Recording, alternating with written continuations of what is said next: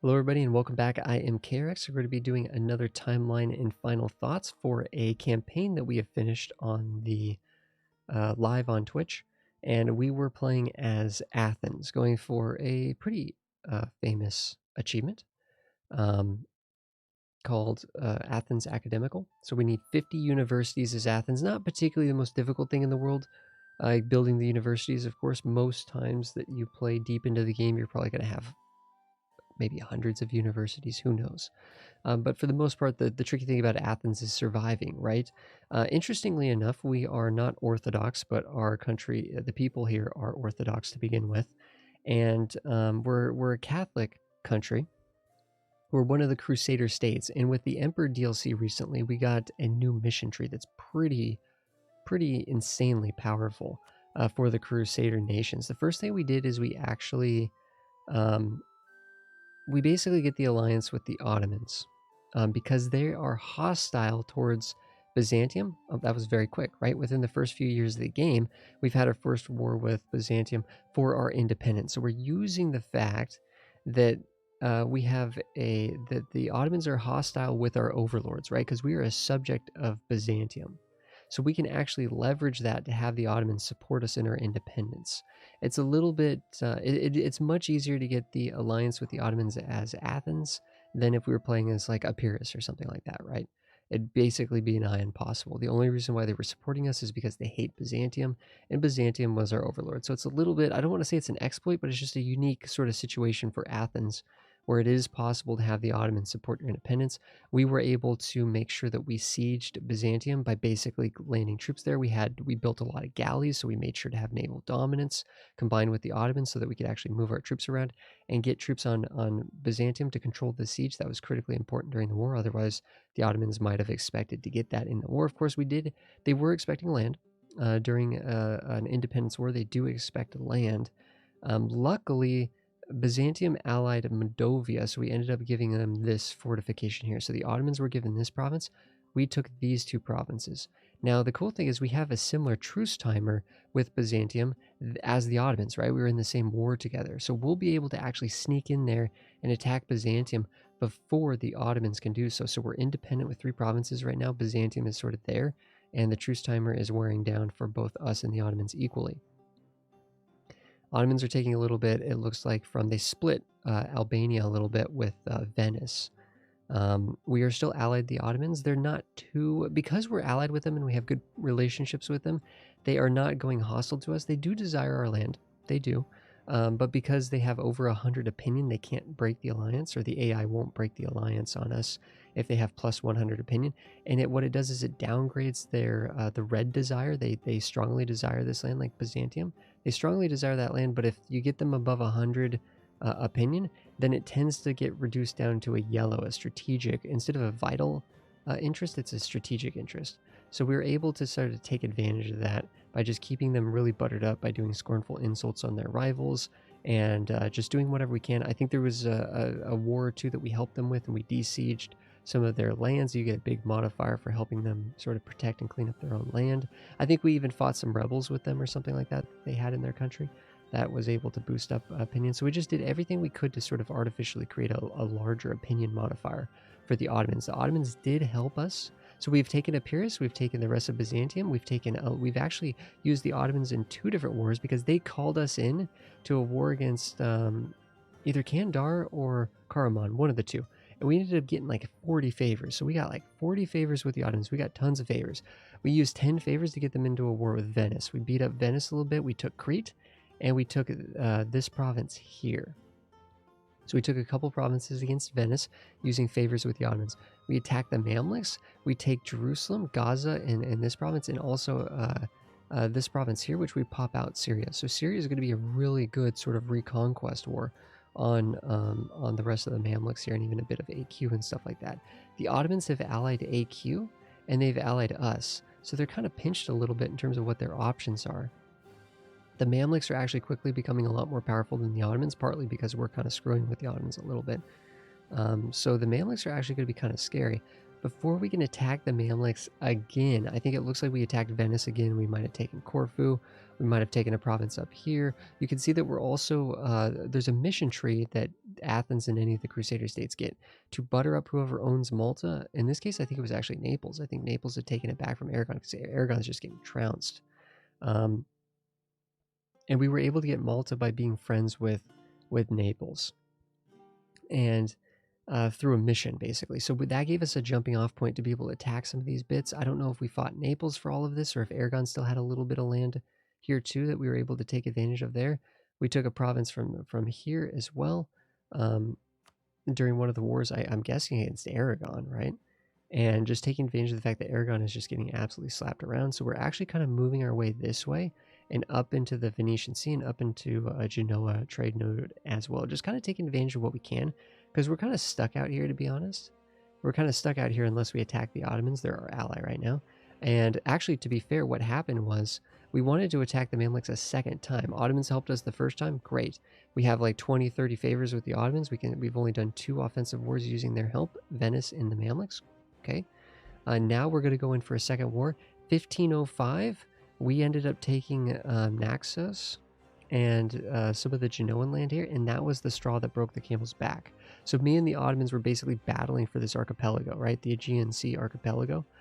We were battling for Rhodes and some of the Genoan land here and stuff like that. And unfortunately, we took one too many provinces. The Ottomans were pissed.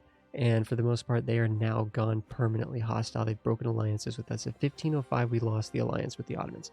So they could attack us at any point. I think we pick up Poland as a defense measure. So we have Poland ourselves. I don't really know who else we have helping us out, to be honest, besides Poland. There's a pretty sketchy war, I think, where the Ottomans attack us. And we're able to actually win sort of the first major war against the Ottomans. Or maybe the Ottomans, actually, no, I think the Ottomans, I take that back. They were distracted in a big war to the east against Transoxiana and some other countries that they were allied to. I think, I'm not sure exactly. There's a big war over here, and we end up declaring war on them knowing that we had naval dominance. So we've been building galleys constantly for the last almost 100 years, building tons and tons of galleys. So we actually do have naval dominance over the Ottomans. We add in Poland here. We're able to get a big war against the Ottomans here. But unfortunately, we never used the Ottomans for a second war against the Mamluks. If we had done a big reconquest war for Syria against the Mamluks, it would have set us up a lot better against the Mamluks. The Mamluks ended up getting a large alliance network, and it ended up being a little bit tricky here. But we're waiting for the Ottomans to feel a little bit destabilized here. So it takes us about 50 years since the point at which they broke the alliance with us for us to actually get into a war with the Ottomans. In the meantime, we're beating up on 2 Sicilies. Naples has formed 2 Sicilies.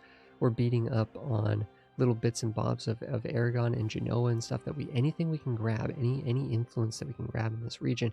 Spain is formed, so they did eventually, even though beating up Aragon early, they did eventually sort of gather up the last remaining bits of Aragon.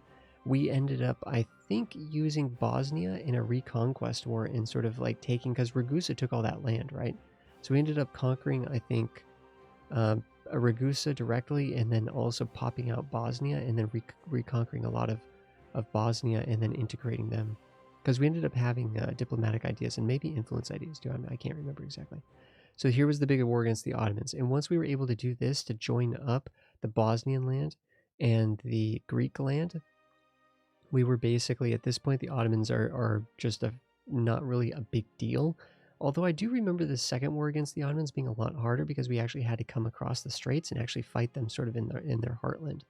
Whereas before, because we had naval dominance and we controlled Constantinople, and the Ottomans were distracted to the east, the first war against the Ottomans with Poland's help was pretty easy, because the Ottomans were forced to come all the way around here, and we were able to just sort of keep them away here, and we just sieged all this out. So the first war against the Ottomans was pretty clean. The second war was a little bit harder. At this point, the Ottomans are no longer a big deal. Athens gets some incredible missions that give them full permanent claims on the Baltic.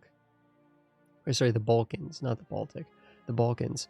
And then also by taking this land over here and taking like this Greece area, I believe we had full claims on all of Anatolia. We have full claims on the Holy Land. We have full claims on Anatolia. I believe we get claims on the Alexandria area. And through the Malta missions, we get permanent claims on the Tunisian area too. So it's pretty nuts. sort of what we can do there. Syria is our vassal, of course. Now we're finally able to go and beat up the Mamluks. Once we do that, basically everything, we're now a serious major power. We don't quite have enough merchants to really leverage the fact that we have all this control across the Mediterranean. So we're still kind of collecting in Constantinople and we're collecting in Genoa instead of moving it from Constantinople through to Genoa, because we didn't have the merchants. And it took us a while to get the control in the Ragusa node to really cleanly get it all shifted over. So it was quite a while until we actually started collecting in Genoa primarily. We were making a lot of our money from Constantinople, regardless of the influence that we did have in Genoa nodes. So we kind of had a split collection there, which hurts us a little bit. So our economy actually wasn't as good as it probably should have been. But I think part of that issue is just because we're kind of split between East and West right there. So the other achievement, early on we switched to Greek. So we start with an Italian Tuscan culture group actually, which is kind of interesting. But we do switch as we collected all the Greek lands. Early on, maybe 100 years ago in like 1540 or so, once we had collected all of the Greek lands from the Ottomans, we ended up shifting to Greece, Greek culture, so that we could form Greece. Because the second achievement we're going to go for, after we just got Athens Academical around that 1630 mark, we got Athens Academical. Now we're going for It's All Greek to Me. All Greek to Me. So we're kind of hitting two slightly more difficult achievements, although It's All Greek to Me probably is not particularly challenging, depending on, all the different sort of nations that you could. I mean, heck, you could probably even do that with the Ottomans if you culture converted from the Ottoman culture, the Turkish culture, to Greek. So for that, we're going to need a theta. We actually bought this from Gujarat with a charter company, which is kind of nice. And then we're basically just going to have to conquer up here to Sistan, which I got to say, they popped off this game. I mean, this country starts off as like an insignificant little blurb as part of the Timurid sort of thing, but they did really well this game. Scilly also did incredibly well this game too. Despite the fact that we had won multiple wars against them, they were still just like making gains and doing work. They kept, getting, in fact, they actually lost their actual capital, which is funny, to Austria early on, but they were still able to persevere, right? And keep going and stuff. We're going to need to get Lambda down here. We're going to need to get Rho up here. We already have Theta, and we're going to need to get, we already have Zeta over here. But this one's kind of annoying because you have to colonize this province. So at the very last second, we had to basically use it. We waited, we got imperialism. We just cut through here. We took a bunch of land through Kuba and Luba, and we ended up getting to this area where we then basically started colonizing this province, and there you go. And once the colonization of that province is complete, then we will have It's All Greek to Me, and that is our Greece. We ended up collecting all of the permanent claims that we had in the Egyptian area. After we finished the Holy Land here, we get the Egyptian permanent claims. We finished all of the permanent claims that we had over the Tunisian area. So this is kind of actually, not counting the Italian land, this is kind of an example of the permanent claims that you get as a Crusader state.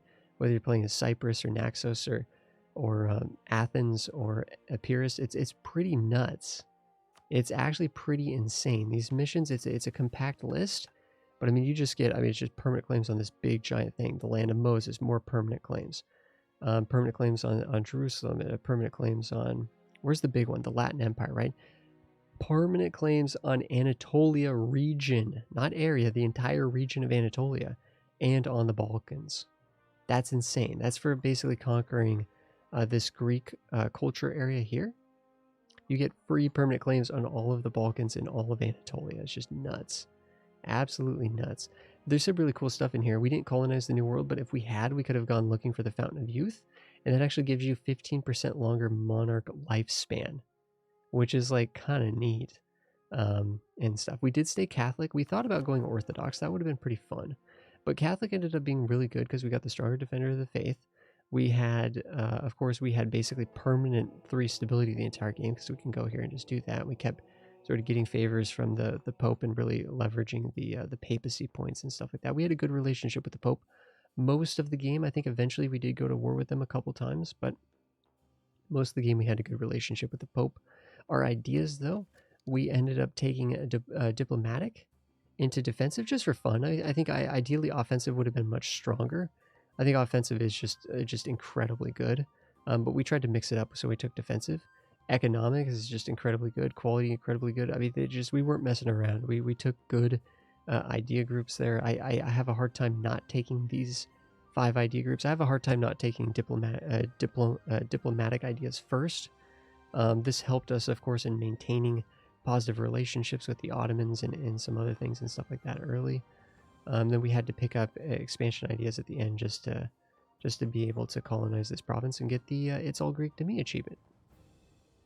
So that was kind of that was a really fun run. Athens is super cool.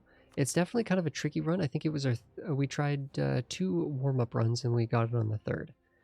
There's just some really kind of tricky things you need to do in terms of keeping the Ottomans happy, right? It all comes down, if you keep the Ottomans happy, then it's kind of it's a done deal. You take Byzantium. If the Ottomans will accept that, you can use that as a bouncing off point, just like now you're playing as Byzantium, and you can kind of just pretend that you're playing as Byzantium and keep going from there and just sort of race to pick this up. It's like you're playing as Byzantium, but you're allied to the Ottomans, right? So it's kind of like, it's definitely easier. Playing Athens is definitely easier than doing a Byzantium run, which many people, of course, do all the time. So, fun run. Athens was really interesting, just the positioning in terms of the world, kind of east meets west, or west meets east. Kind of made it a little bit different. You're sort of on the edge of the world like that, and the 2 worlds, and it was a fun run. It was a fun run. Ironically, the Mamluks, man, I remember some very difficult wars against the Mamluks during all that. But guys, if you guys have any questions, please fire away in the comments, and I will be happy to answer them. This was with the most recent 1.3 Austria patch, and all of the DLCs, including the Emperor DLC, which gave us those really juiced up missions for the Crusader states. Super, super fun playthrough. It'd be fun to go back and play Rhodes or play Cyprus and just even relive the awesomeness that is that overpowered mission tree. So thanks everybody for hanging out during this. And we are going to be doing some opening moves and getting started guides for Athens, just to kind of go into more detail about how we actually sort of got off the ground there. So look for the SWOT analysis video, the getting started video, and also the opening moves video that we're going to be doing to sort of reflect and summarize kind of what we were talking about here and what we learned in our run for Athens into Greece. Thanks everybody. I'll see you guys in the next one.